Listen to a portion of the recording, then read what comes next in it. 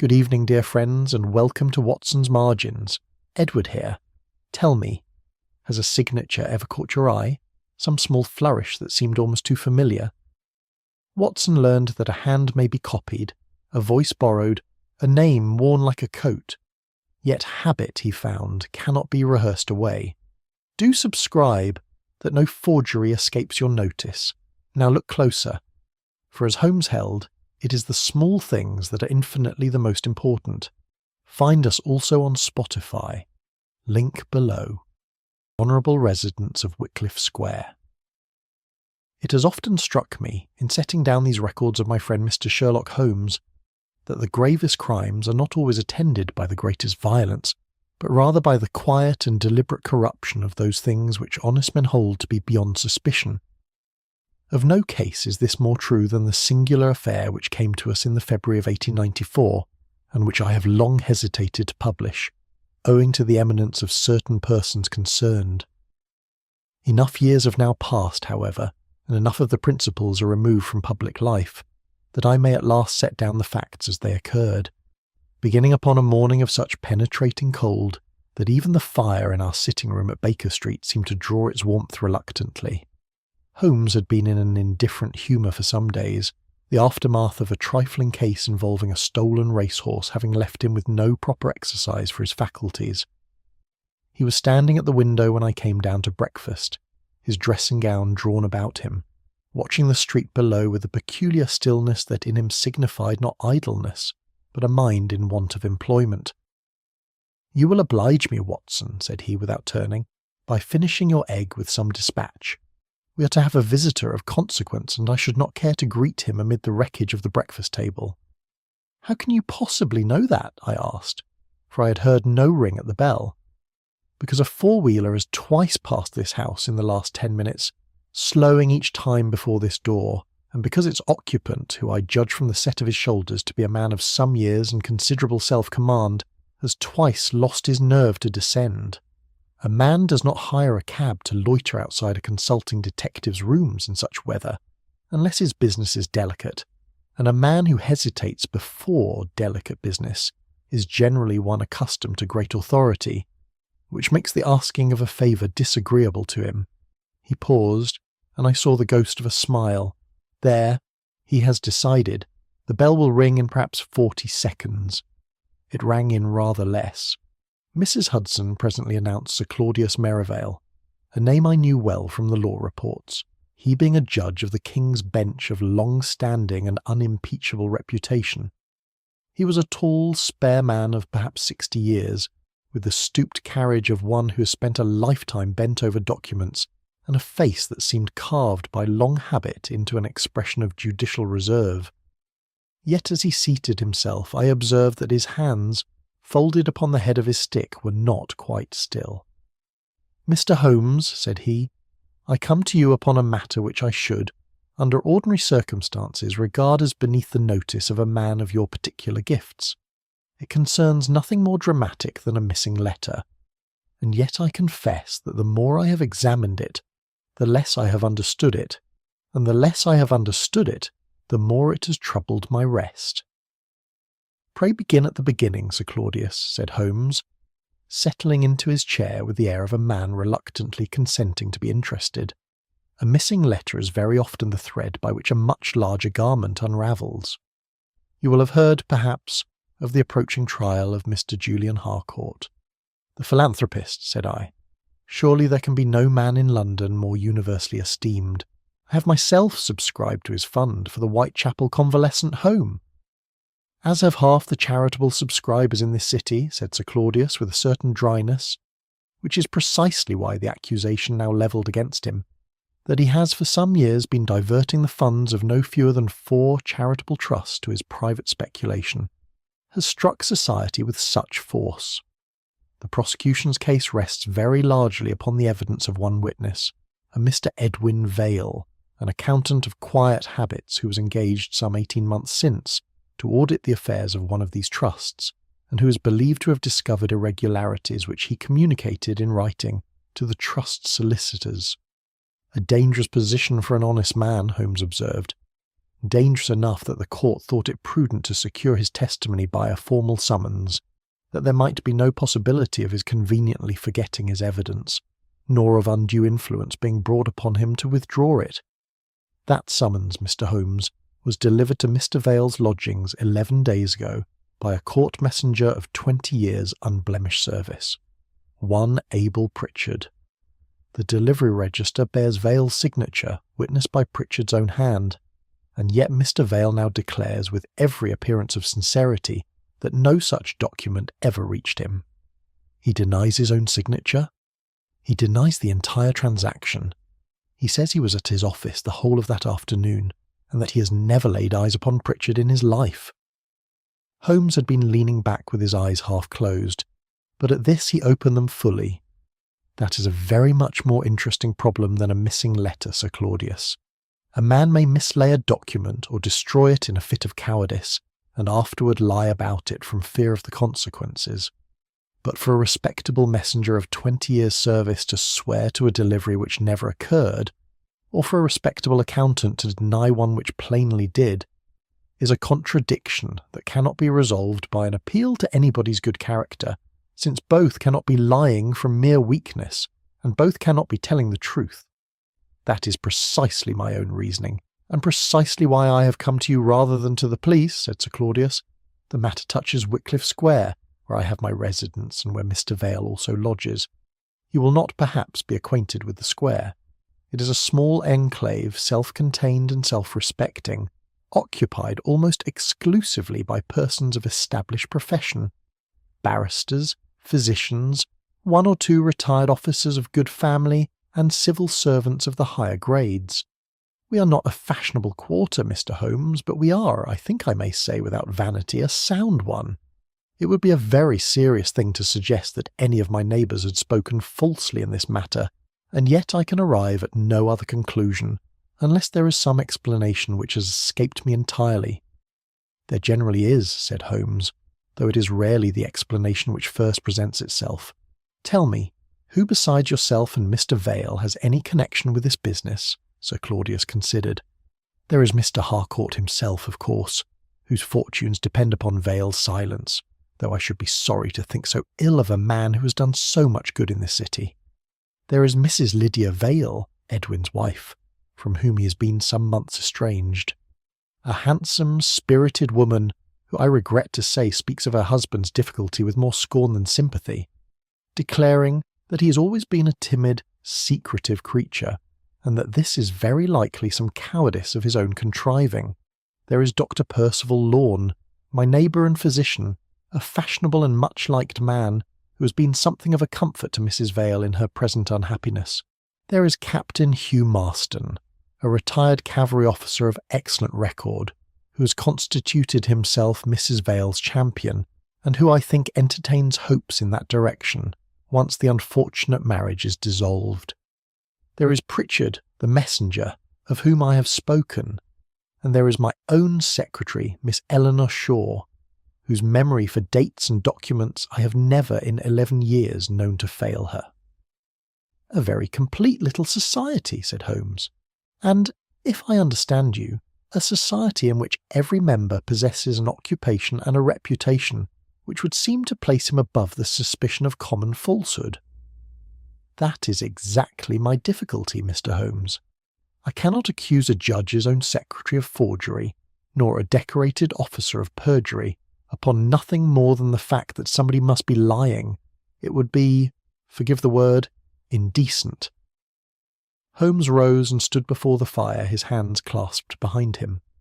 Sir Claudius, I have observed in the course of my profession that society is generally very ready to mistake a well-brushed coat and a good address for proof of an honest heart, when in truth the two have no more connection than the colour of a man's hair has with the contents of his mind.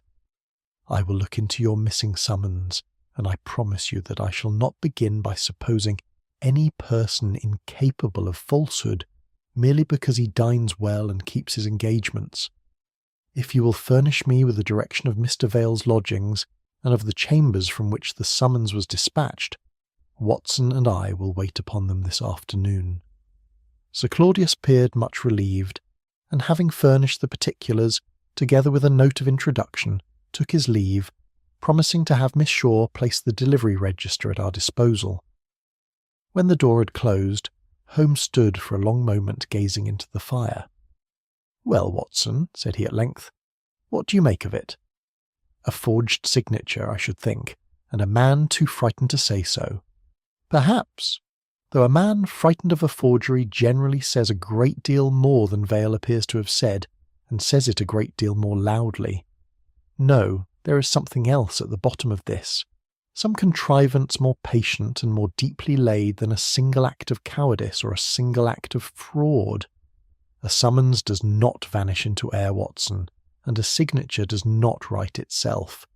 Somewhere between the court and Mr. Vale's fireside, a hand other than his own has been at work, and I confess I am curious to learn whose." He reached for his pipe with something of his old energy restored. "Ring for a cab, there's a good fellow. I find that the prospect of Wycliffe Square has quite driven the cold from my bones." Chapter 2. The signature in the delivery book. Wycliffe Square, when we reached it, proved to be very much as Sir Claudius had described. A quiet quadrangle of tall, sober houses, each with its brass plate and its swept doorstep, the whole enclosed by a strip of railed garden already touched with the first green of snowdrops. There was a hush about the place that seemed almost deliberate, as though the residents had agreed among themselves that nothing disagreeable should ever be permitted to raise its voice within those particular railings. We went first, at Holmes's direction, to the chambers in the temple from which the summons had been dispatched, there being, as he remarked, no profit in examining a footprint before one has first examined the shoe that made it. The delivery register was produced by a clerk and laid open upon the counter. I confess that to my own eye the signature it bore, Edwin Vale, written in a small careful hand sloping slightly forward, appeared entirely unremarkable. "You will notice," said Holmes, drawing out his lens, "that the ink has feathered very slightly at the terminal stroke of the surname, which suggests a somewhat soft-nibbed pen, and that the pressure is heavier upon the downstrokes than the up, which suggests a right-handed writer of no great haste. Beyond that, I confess the signature tells me little by itself. A signature is a poor witness when examined alone. It must be heard alongside its fellows before it can be cross-questioned." It was Pritchard, the messenger, who supplied the fellow testimony. He was summoned from an inner room, a heavy, solemn man with grey side whiskers, and the unhurried manner of one who has spent 20 years being believed without difficulty, and finds the notion of being doubted almost physically distasteful. "I delivered it myself, sir, into his own hand at 4 in the afternoon of the 9th, said he. "I have delivered upward of 11,000 documents in my service, and I have never yet delivered one to the wrong man, nor had my word questioned until now." "Describe him to me," said Holmes. "A youngish gentleman, dark-haired, clean-shaven, in a dark brown coat. He answered the door himself, no servant, and spoke very civil, though soft, in a bit of a northern way of talking, if you take my meaning. He seemed put about by something, kept glancing back over his shoulder toward the stair, as though he expected to be overheard.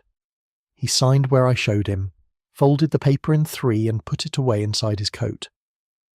"You're quite certain of the northern accent?" "I should know it among 1,000, sir. My own mother was from Leeds." "And the coat? You are certain it was brown?" "Dark brown, sir, with a velvet collar somewhat worn at the edge. I remember it particularly, for I thought at the time it was a good coat gone a little shabby, which struck me as odd in a gentleman of that address." Holmes thanked him, and we proceeded to Vale's lodgings, a set of rooms in a quiet street some distance from the square, kept by a landlady of severe and unbending respectability. The rooms themselves, when we were admitted to them, told a story of their own, though it was not, I think, the story Pritchard's account had led us to expect. They were furnished with a bachelor's plainness, everything serviceable, nothing personal, no photographs upon the mantel, no books save a shelf of ledgers, and works upon accountancy, no colour in the place at all beyond a single dull green curtain. It was the room of a man who had either never troubled to make a home for himself, or had long since ceased to think it worth the trouble. Edwin Vale himself was a slight sandy-haired man of perhaps 35, with the pale, unhealthy look of one who spends his days bent over figures, and a manner so anxious that I found myself, despite Holmes's caution, half inclined to credit Mrs. Vale's opinion of him. "I have told the court, I have told Sir Claudius, and I will tell you, Mr. Holmes, precisely what I told the police," said he, his hands moving restlessly upon the arm of his chair. "I was at my office the entire afternoon of the 9th. I never left it until past 6.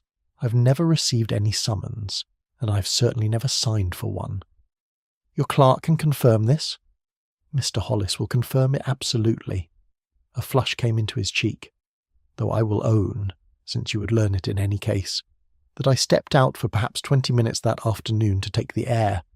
A man may step out for 20 minutes, Mr. Holmes, without being supposed to have driven halfway across London and back to sign for a legal document.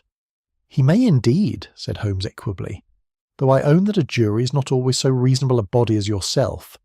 Have you, Mr. Vale, a dark brown overcoat with a worn velvet collar?" Vale looked genuinely startled. "I have not. I have a black coat and a grey ulster, and I have never in my life owned a brown one." "And do you speak, or have you ever affected to speak, with a northern accent?" "I was born and educated in London, sir, and have scarcely been north of Hertfordshire in my life." Holmes said nothing to this, but I observed that his eye had gone, with an appearance of idleness, to the hat-stand beside the door, upon which hung, among a muffler and a bowler hat, a single pair of grey kid gloves. "You will forgive an odd question, Mr. Vale," said he presently. "Do you habitually carry gloves?" "Always, in this weather." "And is that the only pair you possess?" "I have 2 pairs, as it happens. Why do you ask?" "Might I trouble you to produce the second?" Vale, plainly bewildered, rang for his landlady, who after some search produced a further pair from a drawer in the bedroom. Holmes took up both pairs and examined them beneath the window with his lens, turning each glove over with great care. "Thank you," said he at last, laying them down. "That is all I require for the present." But I saw in the sudden stillness of his face that he had found something of moment, and I knew him too well to expect that he would share it before its hour.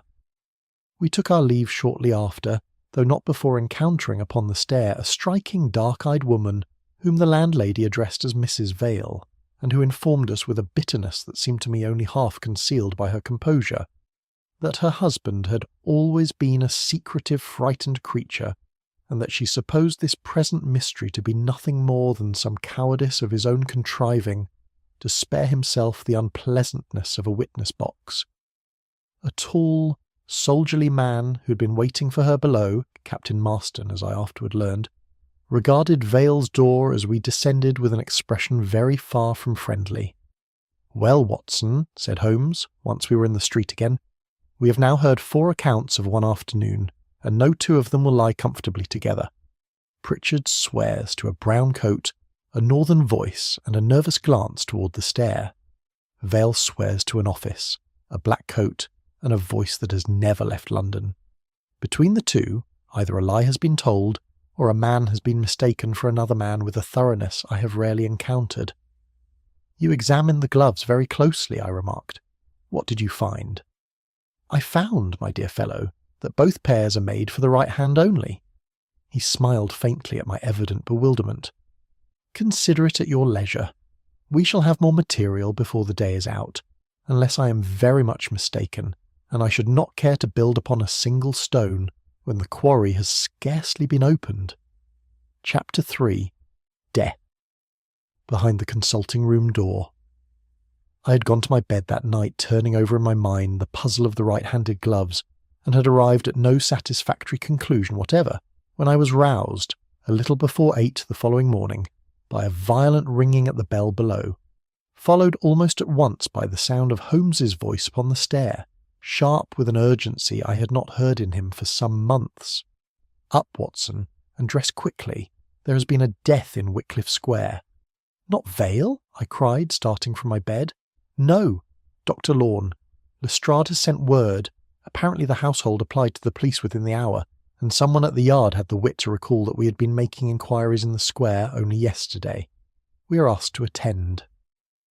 We found Wycliffe Square transformed from the hushed, self-satisfied enclave of the previous afternoon into a place of whispered consultation and drawn curtains. A constable stood before the door of a handsome house upon the north side, and within, in a small room set apart at the rear of the ground floor and fitted out as a physician's consulting room, we found Lestrade already at work, and upon a couch beneath the window the body of Dr. Percival Lorne. He was a well-made man of some 45 years, still in his evening dress, as though he had received a visitor after his ordinary hours and never changed from it again. A small pistol lay upon the floor near his outstretched hand, and a single sheet of paper, folded once, rested upon the desk beside him. The door, Lestrade informed us, had been found locked upon the inside, and had been forced by the manservant only that morning when repeated knocking brought no answer. "It is a plain enough case, Mr. Holmes, sad as it is," said Lestrade, with the particular satisfaction of a man who believes himself, for once, to be ahead of his celebrated colleague.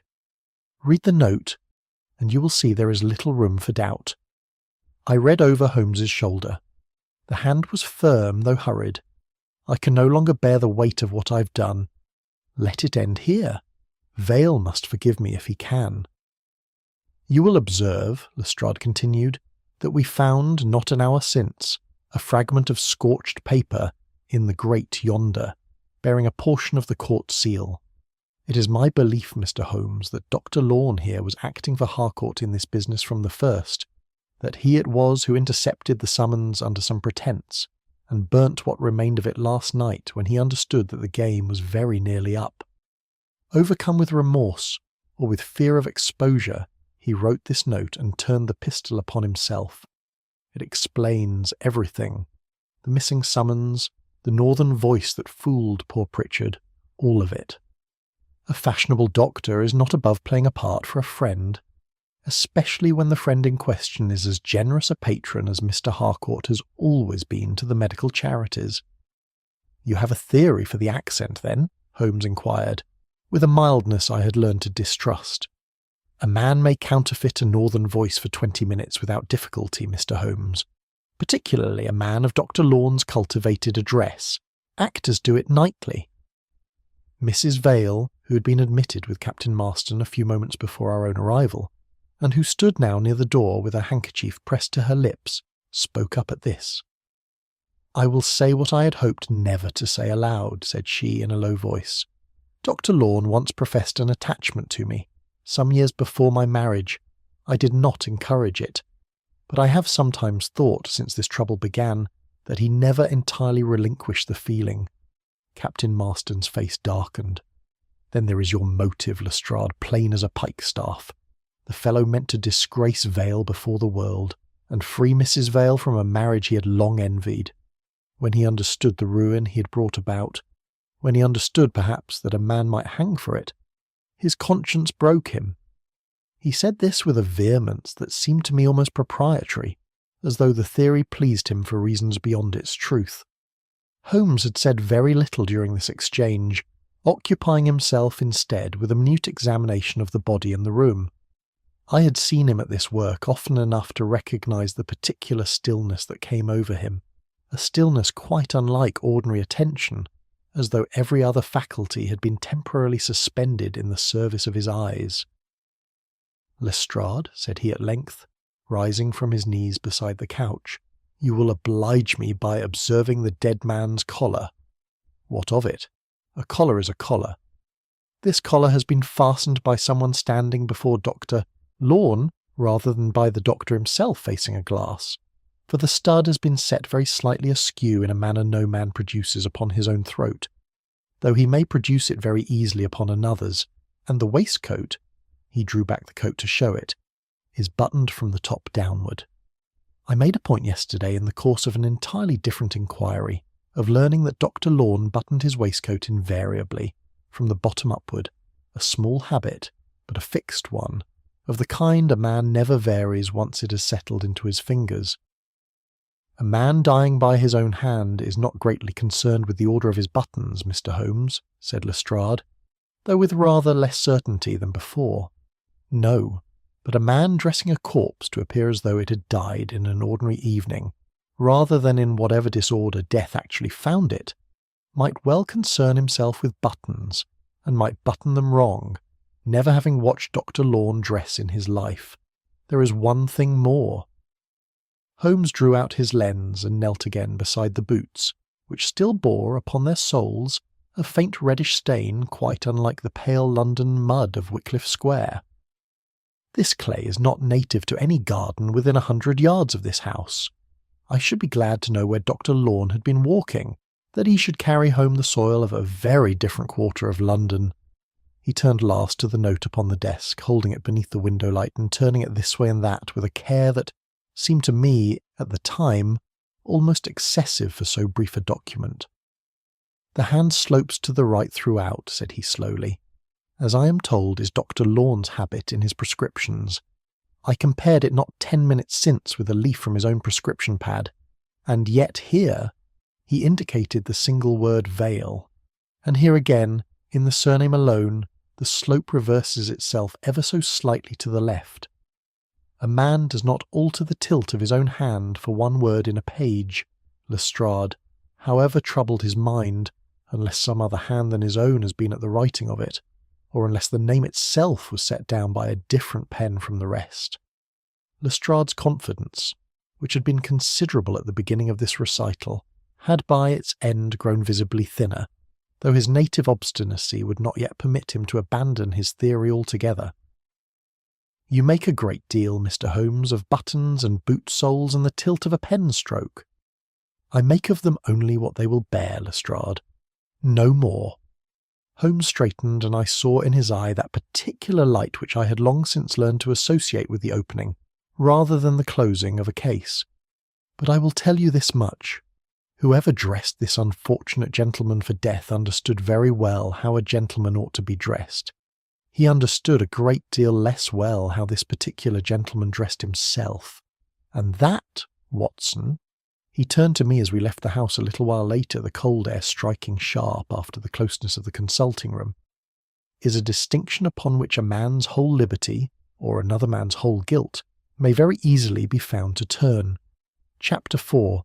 The Voice on the Staircase. The days that followed brought no rest to my friend, though the case, so far as the public was concerned, appeared very nearly closed. The newspapers, which had got wind of Dr. Lorne's death by the second morning, printed a discreet account of a tragic suicide, hinting delicately at some unspecified entanglement, and left the matter there. Holmes, however, spent the better part of 2 days in Wycliffe Square, questioning servants, tradesmen, and any soul who had been within earshot of the consulting room upon the fatal evening, and I was glad enough to accompany him, for I confess the affair had by now laid hold of my imagination as few cases had done before. A man cannot die behind a locked door without someone somewhere having heard something of what passed before it, Holmes remarked, as we made our way toward the mews behind Lorne's house, where the doctor's own housemaid had lodgings above the stable. The public believe that murder announces itself with a scream and a struggle. In my experience, it is very much more often accompanied by nothing louder than a raised voice through a closed door, and a servant who did not think it her place to listen. The housemaid, a round-faced girl named Susan, proved a more valuable witness than her nervous manner at first promised.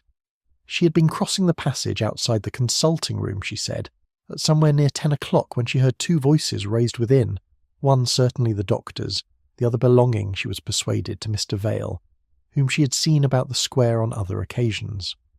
"What did you hear said?" Holmes asked her. "I heard the other gentleman cry out something dreadful, sir. 'You have ruined me for the sake of that woman.'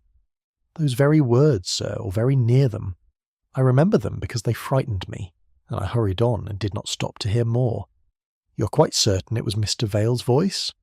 "Well, sir, I could not swear to the face, not having seen him, but it was a gentleman's voice, and angry, and who else should it have been? Crying out about a woman in that house, but Mr. Vale himself, with all that has been said of Dr. Lorne and Mrs. Vale." Holmes did not press her further upon the point of identity, but asked instead, with an exactness that plainly puzzled her, that she repeat the sentence again, not for its sense, but for its sound, How precisely had the word ruined been spoken? "Broad, sir," said she after some thought, drawing the vowel out in unconscious imitation. "Ruined, like that, not the way you or I would say it." "Thank you, Susan. You've been more useful than you know." When we'd come away, Holmes observed to me that Vale, educated wholly in London and possessed, so far as we had heard him speak, of no provincial inflection whatever, was an unlikely author of so broad a vowel, and that the coincidence of this second northern voice, following so closely upon the first reported by Pritchard, was a thread not lightly to be dropped. It was that same afternoon that we encountered Captain Marston in the square, walking with the easy, upright carriage of a cavalry officer, a stick swinging idle from one gloved hand. He greeted us with a civility that could not quite conceal his impatience for the case to be done with, and volunteered, without much prompting, that he had himself seen Vale leaving Lorne's house but a few minutes before the alarm was raised. "I could not mistake him," said he. "The grey scarf he always wears, and that stooping way he has of walking. A stiffness in the left knee, I believe, from some old injury. I saw him come down the steps and away toward the mews entrance, moving quickly as a guilty man might." "You're quite observant of another man's gait, Captain," said Holmes. "One learns to read a man's bearing in the cavalry, Mr. Holmes. It becomes a habit not easily set aside." Mrs. Vale, who had come up in time to hear the greater part of this, confirmed with evident distaste that her husband did indeed habitually wear a grey scarf, and walked, she said, as though ashamed of his own height, always a little bent, poor creature. I own that I found the accumulating weight of this testimony hard to set against Holmes's fragments of collar studs and boot soles. It seemed to me that the case against Vale, however Holmes might quarrel with its details, was growing rather than diminishing. Holmes, for his part, said nothing to the captain of what was passing in his mind, but I observed him studying, with an attention that seemed disproportionate to its object, the stick that swung so easily from Marston's hand. "You do not use that stick from necessity, I think," said he at last. Marston laughed, a short, pleasant laugh. "Necessity? No, indeed. A habit merely, and I will confess a vanity. An officer feels undressed without one." "Just so," said Holmes, and turned the conversation to some other matter, though I saw that he had marked the exchange in that private ledger of his which I had learned, over years of friendship, never entirely to read until he chose to open it. It was upon our return to Lorne's house that afternoon, to make a further examination of the desk, that Lestrade met us with an air of considerable triumph, a bundle of letters in his hand. "Here is your motive complete, Mr. Holmes, whatever you may say of buttons and boot leather," said he. "Found in the false bottom of the doctor's own desk drawer, letters from Mrs. Vale to Dr. Lorne, and warm enough, I promise you, to scorch the paper they are written upon." Holmes took the letters and read them through with care, while Mrs. Vale, summoned to the house upon some pretext, grew first pale and then defiant. "I will not deny that I wrote them," said she, with a proud lift of her chin that I could not but admire, however damning her admission appeared. "I was younger then, and foolish, and Dr. Lorne was very attentive to me before ever I met my husband. There has been nothing between us since my marriage, nothing but friendship and such comfort as an unhappy woman may honestly accept from an old acquaintance." "This letter," said Holmes, holding one aloft, "refers to the Ascot meeting of a particular year, and to an accident there which I recall reading of at the time, a fire in the paddock stables, if my memory serves, which occurred, if I am not mistaken, some 6 months after the date written at the head of this very letter." Mrs. Vale stared at him in evident bewilderment. "I do not understand you, Mr. Holmes. I wrote as I dated it. I have never had cause to falsify my own correspondence." "I do not suggest that you did, madam. I suggest only that someone else has taken a certain liberty with your dates in the arranging, if not in the writing, of these letters." He gathered them together with a care that seemed to me almost tender, as though handling evidence of some particular value, and turned to Lestrade. "You have found me a motive, Inspector, I grant you freely. but you have found me, I think, a motive that has been very carefully dressed for the occasion, exactly as Dr. Lorne himself was dressed, by a hand that understood the shape of the thing required, without ever quite understanding the small particular truths that would have made it whole. Chapter 5. The Difference Between Grief and Display. "I have observed, Watson," said Holmes the following morning as he stood before the mirror engaged in the not inconsiderable business of tying his cravat, "that a witness examined in his own drawing-room, surrounded by the furniture of his own consequence, will tell you what he believes he ought to say. The same witness, invited into a stranger's rooms on a stranger's ground, will very often tell you, without in the least intending it, what he actually feels. I propose that we invite the household of Wycliffe Square to visit us, one by one, rather than continue to visit them." It was accordingly arranged, through a note to Sir Claudius, that Mrs. Vale, Captain Marston, Mr. Harcourt, Pritchard, and Miss Shaw should each attend upon us at Baker Street that afternoon, at intervals of 3/4 of an hour, upon the pretext that Holmes required a further statement from each concerning the events of the 9th. I noticed that he made no accusation to any of them in his note, only a request, courteously worded, and I understood well enough that he meant to let each visitor discover the shape of his own guilt or innocence in the telling rather than have it thrust upon him. Mrs. Vale came first, dressed in unrelieved black, and sat with a composure that held very well until Holmes, in the mildest of voices, observed that poor Dr. Lorne's death must have been a heavy blow to one who had known him so long. At this her composure broke entirely, and she wept without affectation into a handkerchief already much used for the purpose. "He was the gentlest man I ever knew," said she when she could speak again, "and I have used him very ill, in my thoughts if not in my conduct, these many years." I confess I was moved by her distress and glanced at Holmes expecting some word of comfort. Instead, he watched her with the detached, unhurried attention of a man observing the tide.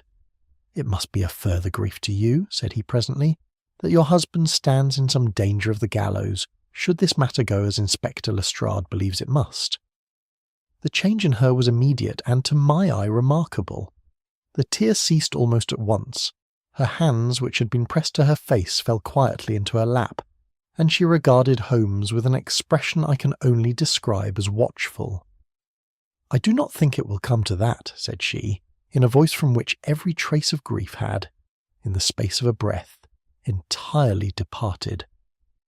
When she'd gone, Holmes turned to me with a look I knew well. "You observe, Watson, the difference between a grief that has some present object and a grief that mourns only what is already lost. She wept for Lorne, and for her own youth, and for opportunities long past mending. But she did not weep for Edwin Vale, though I offered her the rope to weep with. I begin to think her indifference to her husband's danger is more genuine than her sorrow for the doctor, which is itself genuine enough in its way."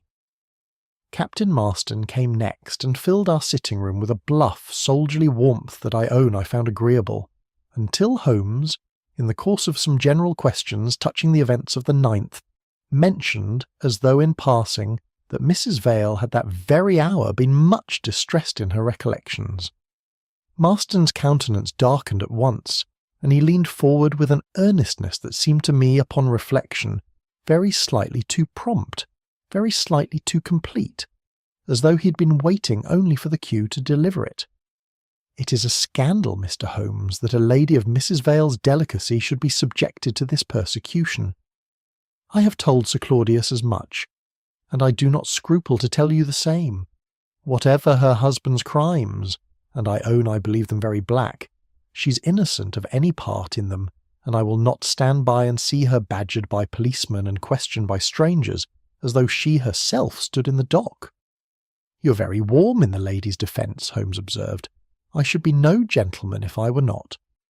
He said this with a flourish that struck me, for the first time in our acquaintance with him, as belonging rather to the stage than to the barrack room, and I noticed too that his indignation, which had blazed up so readily at the mention of an audience, seemed to require that audience for its full expression, subsiding by degrees once he understood that neither Holmes nor I proposed to challenge him upon the point.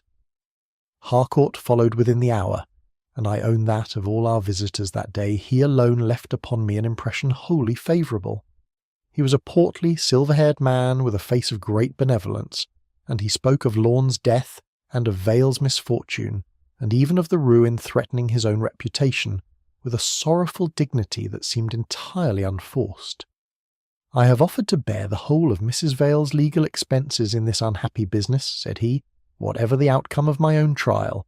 It is the least a man may do who has known such kindness from this city, in years when I had a great deal less to offer it than I have now." "That is generous indeed," said Holmes, "particularly toward the wife of the very witness whose testimony threatens your ruin." "I bear Mr. Vale no ill will, Mr. Holmes, whatever he may believe of me.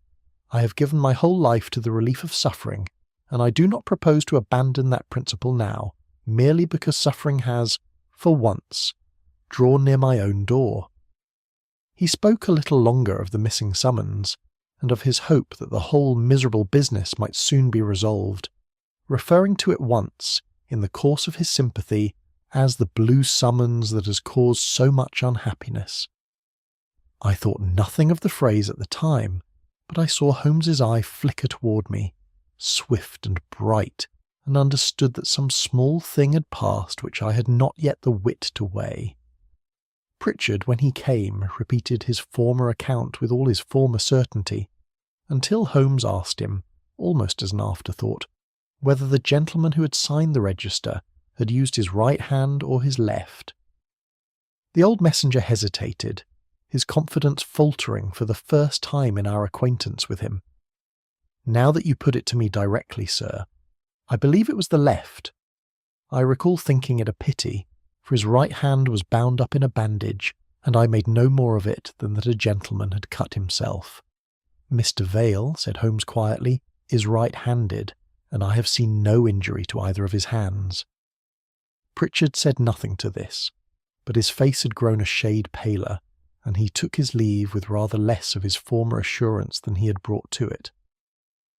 Last of all came Miss Shaw, a small composed woman with quick eyes, and the neat, unhurried manner of one long accustomed to order.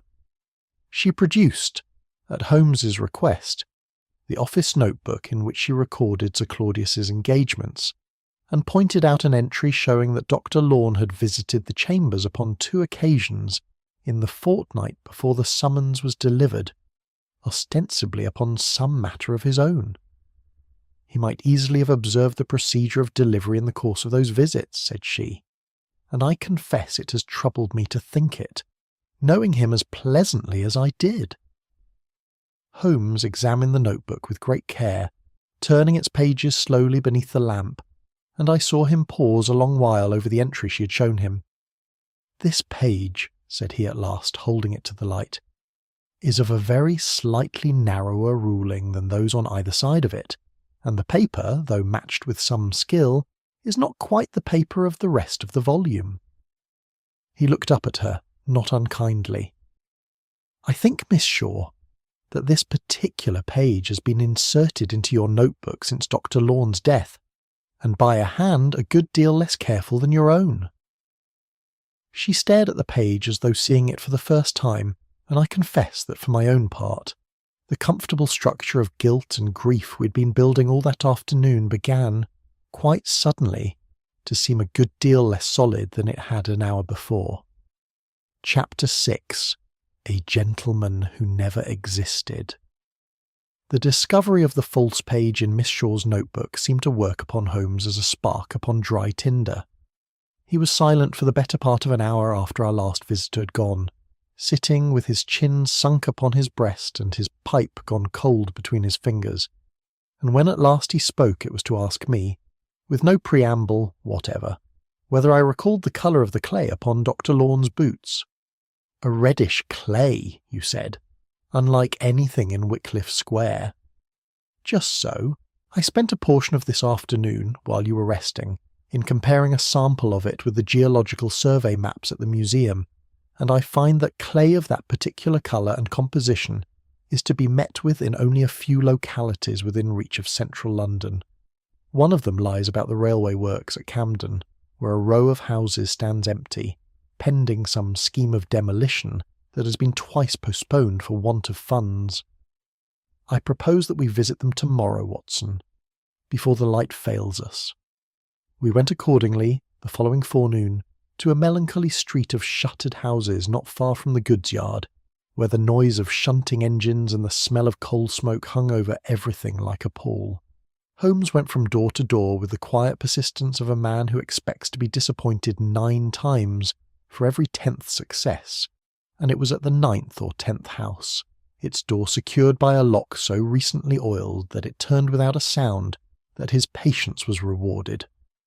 Within, we found a single room upon the ground floor fitted out, incongruously, as a kind of dressing room, with a cracked glass propped upon a packing case, and upon a shelf beside it a quantity of theatrical materials such as I had seen before only behind the scenes of a playhouse. Pots of grease paint, sticks of spirit gum, several wigs of varying colour, a box of false moustaches and side whiskers, and folded upon a chair, 2 or 3 garments so ingeniously padded and altered as to change. I saw at once the apparent breadth of the shoulders and the set of the back of whoever wore them. "Here is your northern voice, Watson," said Holmes quietly, "and here I fancy is the origin of the reddish clay upon Dr. Lawn's boots, for I will wager this floor has not been swept in a fortnight, and the doctor came here, upon some errand of his own, not many days before his death." Upon the packing case lay a quantity of loose paper, and among it, to my considerable astonishment, sheet after sheet covered with attempts, in varying degrees of skill, at a single signature. Edwin Vale, written first in a clumsy, uncertain hand that bore only the faintest resemblance to the original, and then again, and again, each attempt a little surer than the last, until the final examples laid side by side with the delivery register we had examined at the outset were scarcely to be told, apart even by Holmes's practised eye. "A patient forger, whoever he is," I observed. "A patient student of a great many things, not signatures alone." Holmes had turned to a second bundle of papers, closely written in a small, careful hand, and as he read I saw his brows draw together in the particular manner that betokened, in him, not puzzlement but a deepening and unwelcome certainty.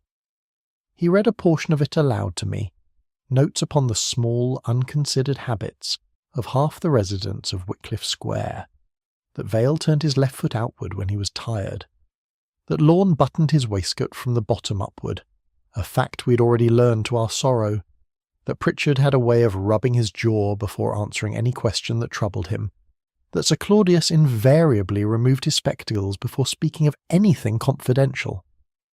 This is no forger's notebook, Watson. A forger studies a signature.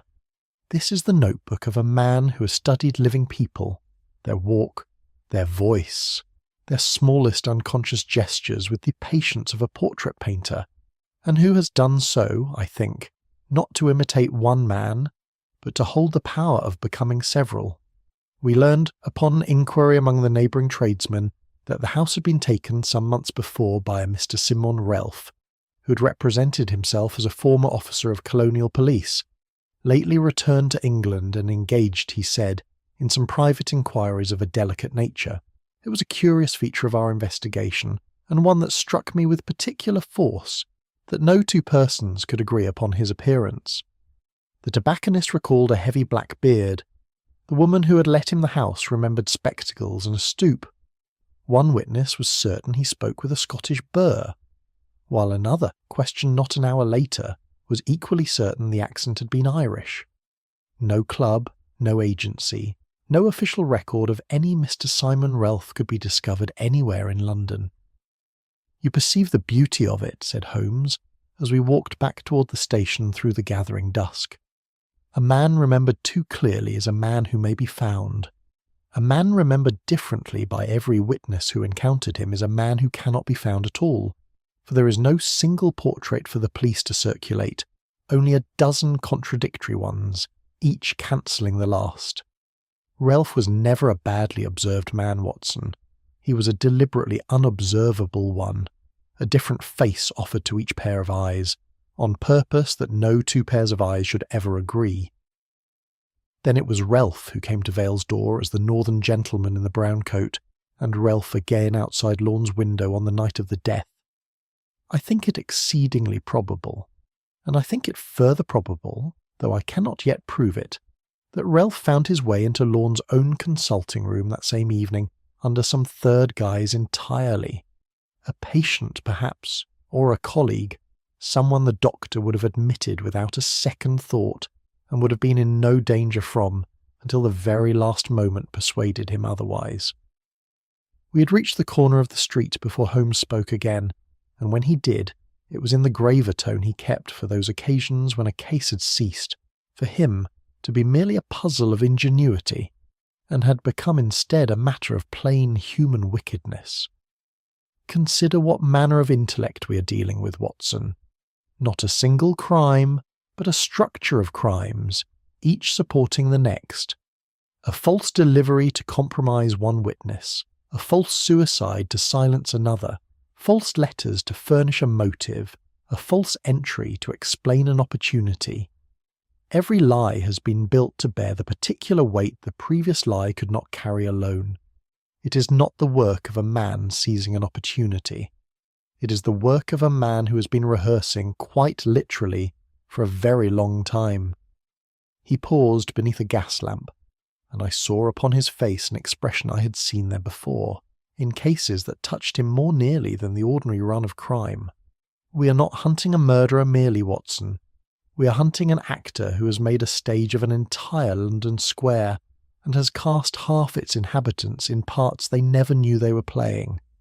Chapter 7. The Confession of Edwin Vale.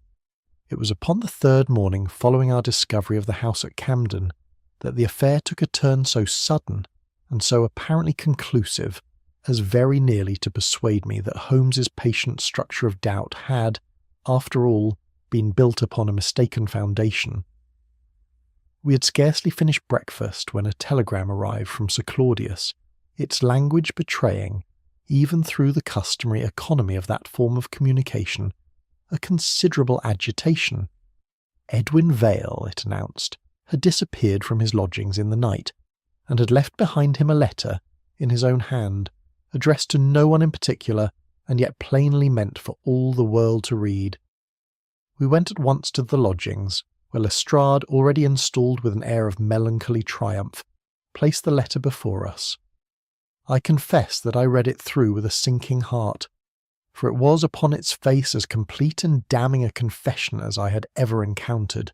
In it, Vale declared that he had, some months before, accepted a sum of money from Harcourt in exchange for his silence at the coming trial, that finding himself unable, when the moment came, either to give false witness or to endure the shame of open corruption, he had persuaded Dr. Lorne, who he claimed had learned of the arrangement and threatened to expose it, to intercept the summons in his stead, thereby manufacturing an appearance of innocent confusion that would keep him from the witness box without the appearance of guilt. When Lorne's conscience at last rebelled, and he threatened to make the whole business known, Vale confessed to having gone to the consulting room upon the fatal evening to plead with him, and in a moment of desperation he professed himself unable fully to account for to having taken up the pistol that lay upon the desk. The letter closed with a declaration that he intended to leave England, and begged what pardon might be found for a man who had been, he wrote, more weak than wicked, and is now beyond the reach of either mercy or the law. A railway porter at Charing Cross recalls a gentleman answering to Vale's description taking the boat train for Dover last night, said Lestrade, not without a certain grim satisfaction. I have already wired the police at Dover to have the packet watched. I think, Mr. Holmes, that whatever ingenious objections you have raised in this case, they must now give way before a man's own confession, written in his own hand and followed by his own flight. Holmes had taken up the letter and was reading it with the same close, unhurried attention he had given to every other document in the case, and I saw, as he read, something in his expression that gave me pause, for it was not the look of a man confronted with an unwelcome truth, but rather the look of a man examining a piece of workmanship with a connoisseur's mingled admiration and suspicion.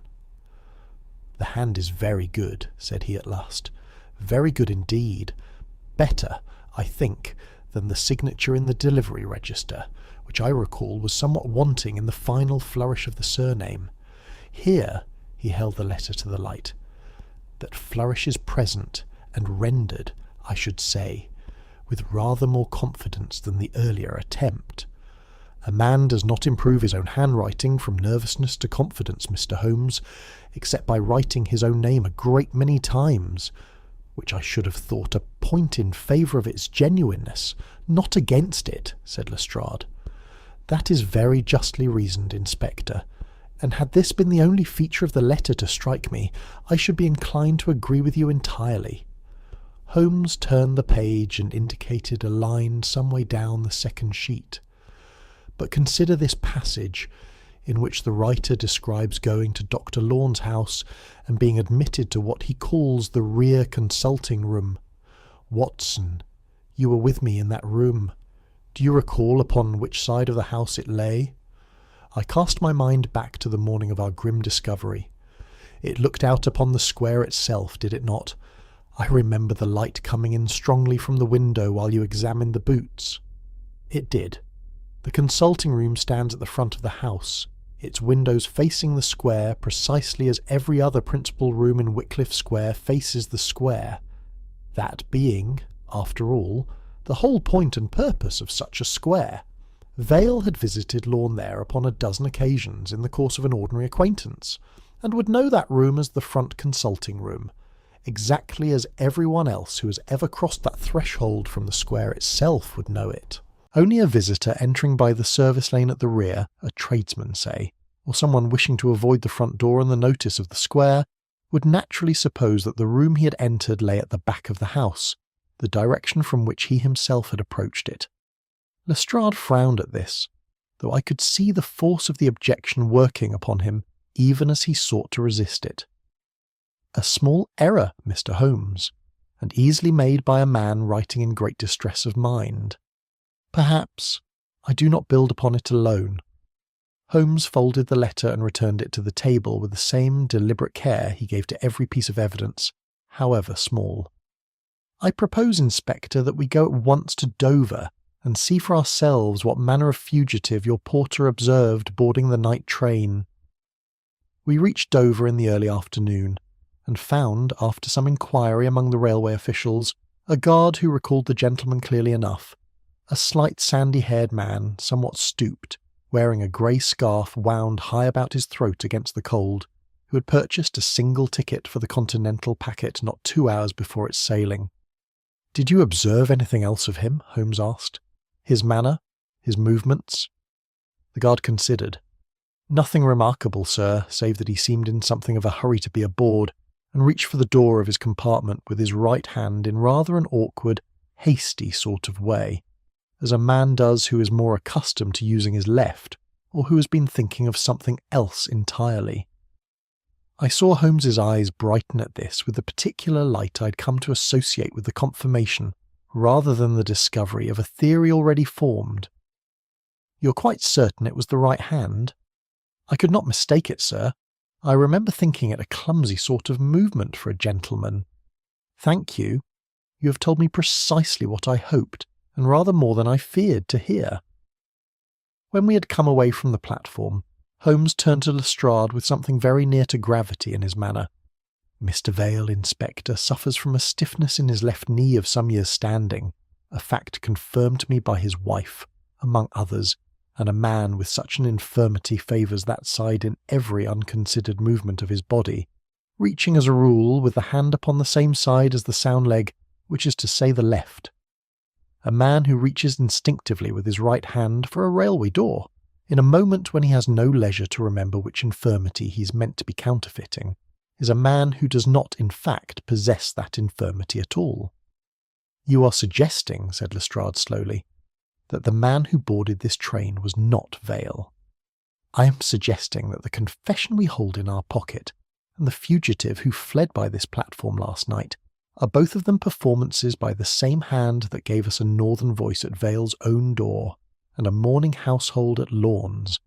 A hand, Lestrade, that has grown considerably more skilful with practice and considerably more dangerous with every success we have failed, until this hour, to deny him. Chapter 8. The Summons Beneath the Floor. We returned from Dover the following morning to find Wycliffe Square in a state of fresh commotion, and Lestrade, who had preceded us by an earlier train, awaiting us upon the doorstep of Lorne's house with a look of triumph that sat rather uneasily upon a face I had, in the last 2 days, grown accustomed to seeing troubled by doubt. "You will have to allow me this much, Mr. Holmes, whatever else you dispute," said he as he led us within. "A workman engaged this morning in repairing a loose board in the consulting room has found, beneath it, the missing summons itself, and Dr. Lorne's own finger marks are plain upon it. There can be no more question, I think, that the poor man did indeed intercept the document, whatever the manner of his death, nor of the reason for his despair when discovery drew near." The board in question had been lifted from beside the very couch upon which Lorne's body had lain, and the cavity beneath it, some 8 or 9 inches in depth, was of a kind not uncommon in old houses, where a former owner had perhaps once kept valuables from the notice of servants. Within it lay the summons, folded and bearing, when Holmes examined it beneath his lens, a scattering of marks that Lestrade's own expert, summoned in haste from the yard, pronounced without hesitation to be the print of Lorne's right forefinger. Holmes knelt beside the cavity for a long while, saying nothing, while Lestrade stood by with the patient satisfaction of a man who feels, at last, that events have vindicated him. It was only when Holmes turned his attention from the paper to the board itself that I saw the familiar stillness come over him once more. "You will observe, Lestrade," said he at length, "that the dust lies evenly across the upper surface of this board, undisturbed, save where the workman's own tools have lately scraped it, and yet the nail-heads securing it to the joist beneath are freshly scored about their edges, in a manner that iron does not acquire from long standing, but only from recent and rather hasty removal. A board may be relaid as neatly as it was first laid, Mr. Holmes, by any careful workman. It may. But a board relaid by a careful workman does not commonly gather a fortnight's undisturbed dust upon its upper face in the space of a single night, unless that dust has been very deliberately sifted upon it after the relaying. A small refinement, but a telling one, for it argues a mind that thinks not merely of concealing an object, but of concealing the very act of concealment." He rose and turned his attention to the summons itself, unfolding it with great care and holding it flat beneath the window light. "There is a second matter here, of rather more interest than the dust. You will see that the paper bears 2 distinct sets of fold marks, an earlier set, now somewhat softened by handling, which divide the sheet into quarters, and a later set, sharper and more recent, dividing it instead into thirds. What do you make of that? A court messenger, Lestrade, folds his documents in thirds, that they may sit conveniently within the breast pocket of a coat. I have made a point of observing Pritchard's own habit in this matter, and it is invariable, as I believe you will find it to be among his fellows generally. A document first folded in quarters has been carried, at some earlier time, in a smaller receptacle than a coat pocket, a waistcoat pocket perhaps, or the narrow compartment of a lady's reticule, or some case designed for papers of lesser bulk than an official summons. This document, Lestrade, was folded in quarters before ever it was folded in thirds, which is to say that someone carried it, folded small, before Pritchard ever delivered it in its more official guise. Lestrade's brow had grown heavy with the effort of following this reasoning to its unwelcome conclusion. "You are suggesting the summons was never delivered to Vale at all, that it was intercepted before it ever left the messenger's own custody." "I am suggesting a great deal more than that, though we shall come to it presently. Let us first consider the finger mark your own expert has so confidently identified." Holmes took up his lens again and studied the print for some minutes, his brows drawn close. It is without question Dr. Lorne's print, and I do not dispute the expert's reading of its pattern. But observe, Lestrade, how the ridges blur and smear toward the outer edge of the mark, in a manner quite unlike the crisp, unbroken lines one finds where a living finger has pressed directly upon a surface still receptive to it. A print made in the ordinary way by a hand upon paper does not smear in that particular fashion. A print transferred from some other surface, from a sheet of gelatin, say, or a similarly prepared medium, pressed first upon the original mark and afterward upon the paper we now hold, smears in precisely this manner, for the impression must pass, as it were, through a second stage before it reaches its final resting place. I confess that at this I could contain myself no longer. Holmes, are you telling us that even this finger mark, taken from a dead man's own hand, has been forged? I am telling you, Watson, that Dr. Lorne's finger touched this paper at some time in some manner, for the print is genuine enough in its origin, but that the touching we are meant to believe in, here, upon this particular sheet, in this particular hiding place, is a fiction laid over a fact, exactly as the note upon his desk was a fiction laid over his own true hand, and the letters in his drawer a fiction laid over Mrs. Vale's own true correspondence. Our adversary, Lestrade, does not invent from nothing. He is far too careful a workman for that. He takes what is real, a genuine print, a genuine letter, a genuine habit of speech, and he rearranges it, as a forger rearranges the strokes of a signature he has studied, until his hand no longer trembles over it. He fell silent a moment, and when he spoke again it was in a graver tone than I had yet heard him use in the whole course of the investigation. I begin to perceive, gentlemen, that we have none of us yet understood the full scope of this affair. We have supposed from the first that someone wished merely to prevent Mr. Vale from giving evidence, or to punish Dr. Lorne for some fancied wrong. I think now that the design runs a good deal deeper than that. Vale has been made to appear a corrupt witness, and very nearly a murderer and a fugitive besides. Lorne has been made to appear a jealous lover, and, at the last, a guilty suicide. Pritchard's honest testimony has been twisted to support a delivery that never truly occurred, as he believes it did. Even Sir Claudius's own chambers, and his own trusted secretary's notebook, have been made to lend their authority to a lie. This is not the destruction of one witness, Lestrade. It is the systematic ruin of every voice capable of speaking the truth about a very much larger and older fraud than the mere interception of a single summons. Lestrade, to his credit, said nothing further in defence of his theory, but stood turning the false summons over in his hands with the look of a man who has suddenly perceived the ground shifting beneath him. Holmes, meanwhile, had already crossed to the writing table that stood in the corner of the room and was composing with swift, decisive strokes what proved to be the first of 3 telegrams, one to the police at Dover, one to an address in Edinburgh which he did not trouble to explain to us, and a third, longer than the others, to a small theatrical agency in Lambeth of which I had never before heard him speak.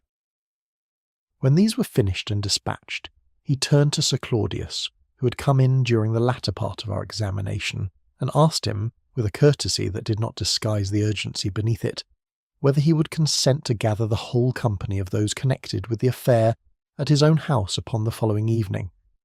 "I believe, Sir Claudius," said he, "that we are very near the end of this matter, though I confess the end, when it comes, will be a good deal stranger, and I fear a good deal more painful to some of your neighbours than any of us has yet supposed." Chapter 9. The Man Behind 3 Faces. Sir Claudius's drawing-room, when we were admitted to it upon the following evening, presented a scene I had by then some experience of, and yet never grew wholly accustomed to.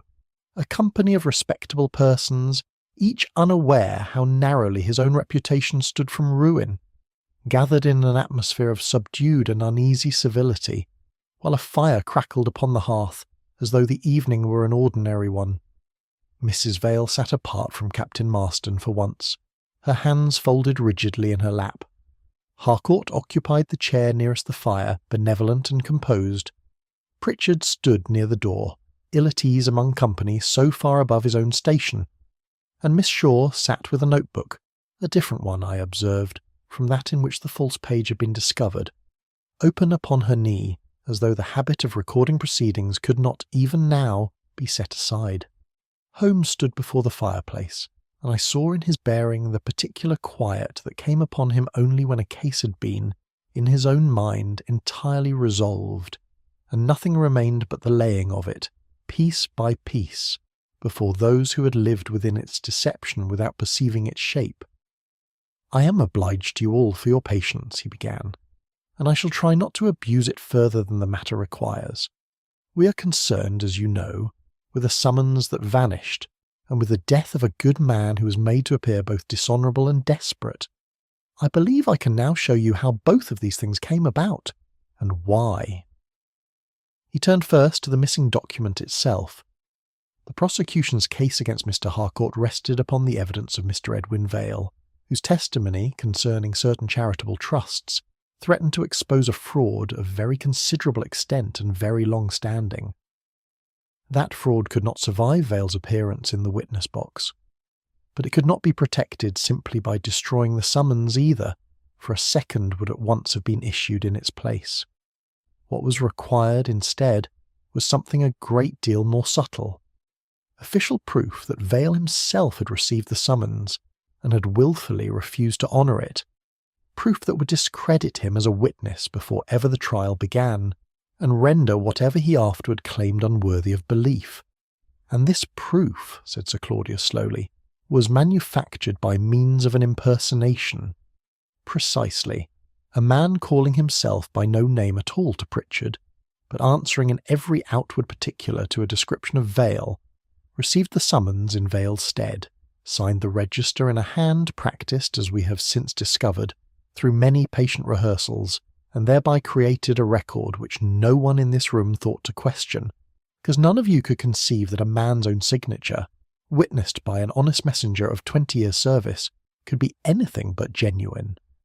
"But Dr. Lorne," Mrs. Vale broke in, her voice unsteady, "what part had he in it?" "Dr. Lorne, I believe, discovered the deception very much by accident.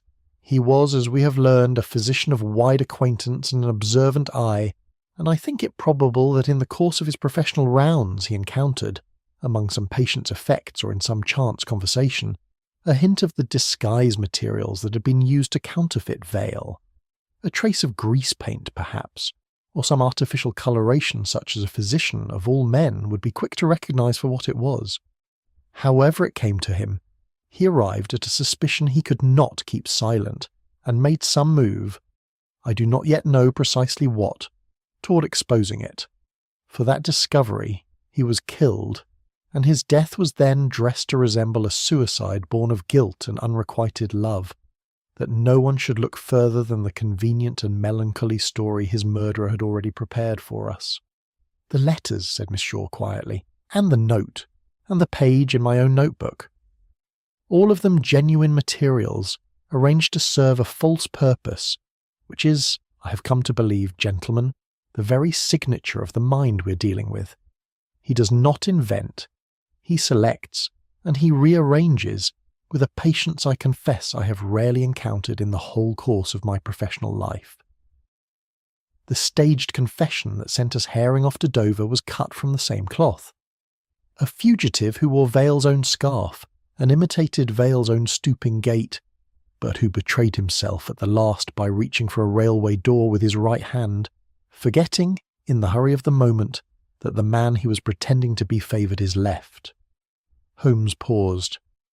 "I'm glad to be able to tell you before I go further that the real Edwin Vale is at this hour safe, and in the keeping of the police, having been discovered, upon inquiries I set on foot 2 days ago, imprisoned in the cellar of an abandoned house not far from Camden, where he has lain, weak but otherwise unharmed, since some hours before Dr. Lorne's death."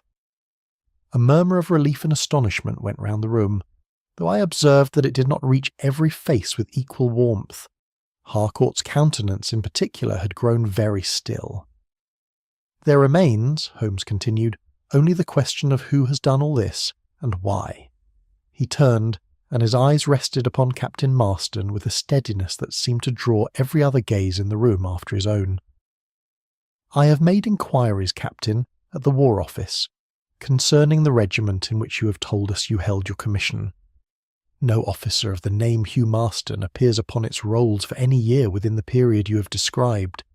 I have made further inquiries concerning the campaign medals you wear upon occasion, and I am informed by an authority upon such matters that they belong, in point of fact, to an entirely different and considerably less distinguished campaign than the one you have led us to suppose. And I have examined, with some care, the walking stick you carry so habitually despite possessing, so far as any of us has ever observed, not the smallest occasion for it. A stick which I now have reason to believe conceals, within a cavity in its head, a quantity of theatrical adhesive and colouring matter of precisely the kind we discovered in the house at Camden. Marston had risen from his chair, his face gone the colour of ash, but he said nothing, and Holmes went on, relentless and unhurried. "You're not Captain Hugh Marston. You are, I believe, one Nathaniel Crowe, formerly of the Provincial Theatre, and for some years past employed by Mr. Harcourt in the invention of fictitious donors, fictitious trustees, and fictitious account holders, by whose imaginary existence a very real fraud has been enabled to survive repeated and searching inspection. Your gift for voice and bearing, sir, is a considerable one, and it has served your employer well. It was you who came to Vale's door as a stranger in a brown coat. It was you whose voice was heard through Dr. Lawn's window, quarrelling in a borrowed accent. It was you who boarded the Dover packet in a dead man's, I beg your pardon, in a living man's stolen scarf. And it was you, I have no doubt, who first came to that house at Camden as Mr. Simon Relf.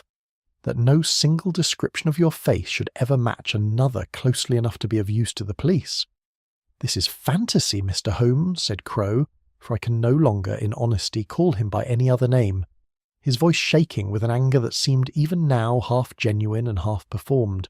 I have never— He got no further, for at that moment Holmes, in a tone suddenly sharp as a pistol shot, said only, "Nathaniel Crowe," and I saw, as plainly as I have ever seen anything in my life, the man's hand rise, swift and involuntary, to the left side of his throat, where, as we afterward learned, an old injury sustained upon the provincial stage had left a small and permanent weakness that betrayed itself, beyond all his considerable art to prevent it, whenever he was taken unawares. Pritchard remembers a false veil doing precisely that when startled by a question concerning his signature, said Holmes quietly. The caretaker at Camden recalls the same gesture in Mr. Simon Relf, upon being asked unexpectedly for his references, and Watson here has observed it in you, Captain, upon at least 2 occasions that I recall, though neither of us understood its meaning until now. A man may change his voice, his walk, his very handwriting by long and patient practice, but a wound that flinches does not consult the will before it moves, and it is by that one unconquerable habit, gentlemen, that 3 faces have this evening been shown, at last, to belong to a single man. Harcourt had risen also, his benevolent composure quite gone. I will not be accused upon the word of a discredited actor and a detective's guesswork, Mr. Holmes. You will be accused, sir, upon rather more than guesswork. Holmes drew from his breast pocket a small bundle of papers. I have here ledgers, recovered this very afternoon from the theatrical agency in Lambeth, to which Mr. Crowe has for some years rendered his particular services, showing payments from your own private account, under no fewer than 4 false names, extending back some 6 years. The respected philanthropist of Wycliffe Square, and the honourable captain who has so gallantly defended a lady's reputation these many weeks, are, I fear, partners of very much longer standing, and in a very much less honourable enterprise than either of them has permitted this square to suspect. Chapter 10. Names Restored. The arrest of Julian Harcourt and Nathaniel Crowe, effected that same night by Lestrade and 2 constables, who had been waiting, at Holmes's direction, within call of Sir Claudius's house, made a stir in London such as I had rarely known equalled in the course of our long association. It was not merely that a philanthropist of 30 years' unblemished reputation had been shown to be a common swindler upon an uncommon scale, but that the instrument of his fraud had proved to be a man of such singular and dangerous gifts that the newspapers, for a full fortnight afterward, could speak of little else. Crowe, once the game was fairly up, showed none of the defiance he had displayed in Sir Claudius's drawing-room.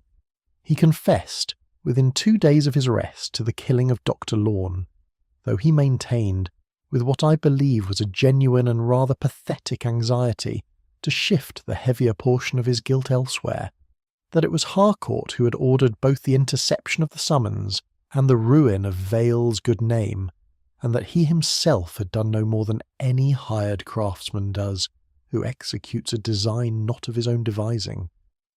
Whether this plea will avail him at his trial is a question I must leave to wiser heads than mine.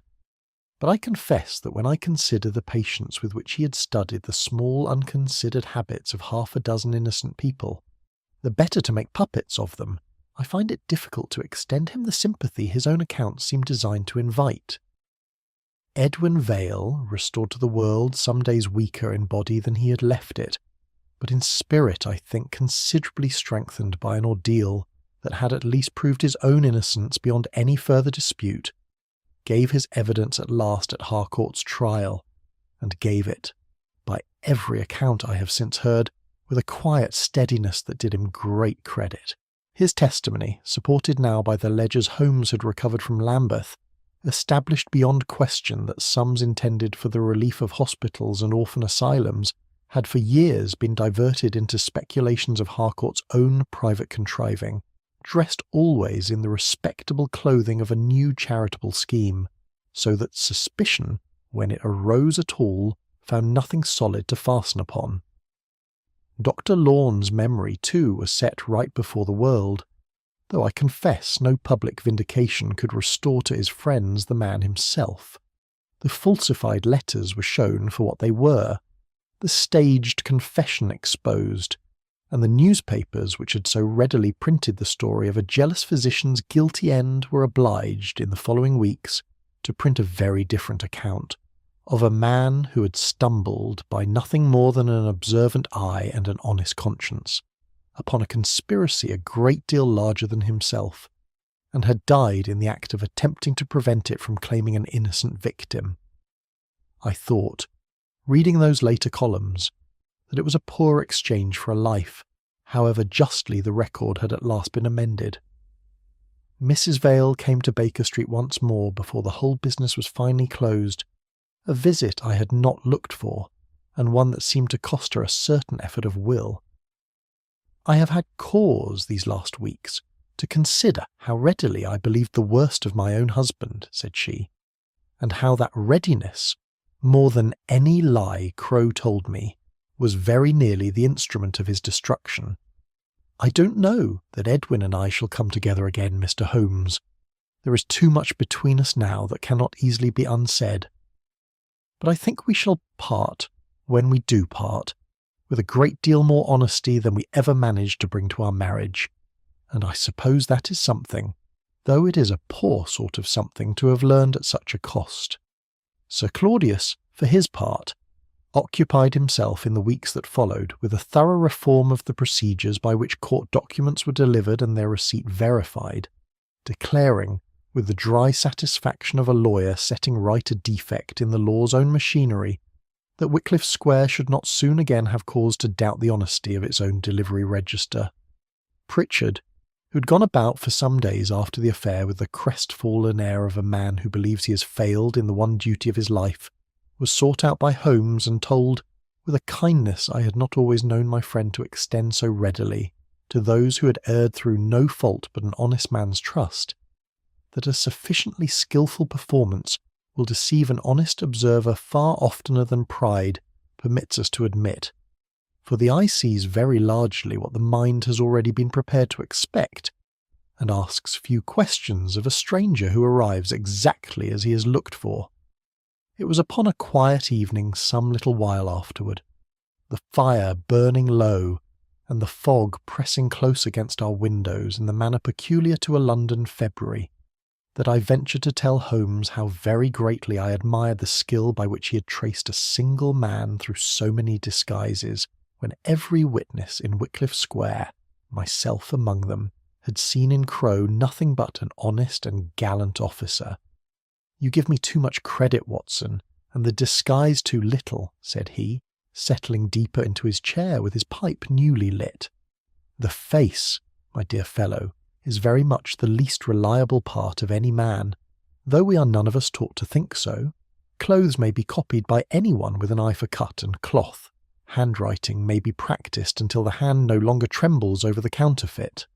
An accent may be acquired by any actor with a passable ear and sufficient patience for rehearsal, but habit, the particular gesture a man makes when he is startled, or tired, or asked a question he did not expect, that is written by the body itself, in a language the conscious mind has no time to edit, still less to disguise. A man may govern his face for an hour together, Watson, but he cannot govern for more than an instant the hand that flies without his leave to an old wound." I sat some while in silence after this, turning the whole strange business over in my mind, and it seemed to me as I turned it that the true crime of this affair had never been, at bottom, the theft of a single document, however grave its consequences might have proved for the ends of justice. The greater theft had been of names and reputations, of the quiet, unremarkable trust by which a barrister's word, a physician's habit, a messenger's honest memory, and a secretary's careful notebook are ordinarily taken, by all of us, upon faith, because society has not the leisure to examine every credential it is offered, and must instead trust to appearances it cannot always verify. It was that trust which Crow and Harcourt between them had so nearly turned to their own profit, and it was that trust, I thought, which Holmes had spent these 3 weeks labouring, with a patience I could only wonder at, to restore. Holmes, as though he had followed some portion of this reflection upon my face, rose without further remark and crossed to the bureau, from which he drew the forged entry from the delivery register, and laid it upon the table beside a sheet of Crow's own theatrical notes, recovered from the house at Camden. He set the two side by side beneath the lamp and beckoned me to look. To my own eye, I confess, the two hands appeared very nearly identical, each written with the same small, careful precision, betraying nothing whatever of the very different hearts and purposes that had guided the pen across the page. "You see no difference between them, Watson. None that I can name. Nor could any court, I think, upon the evidence of the hand alone." He gathered the two sheets together with the same quiet care he had shown them from the first. "And yet the difference is there, my dear fellow, plain enough to one who has learned where to look for it. One of these hands was guided by calculation, weighing every stroke against the effect it must produce upon another man's eye. The other," he touched the register entry lightly, "for all its careful practice, was guided beneath the calculation by fear. The fear of a man who knew that everything he possessed, name and future and liberty besides, hung upon the steadiness of a single signature he had rehearsed 100 times, and dared not trust even once.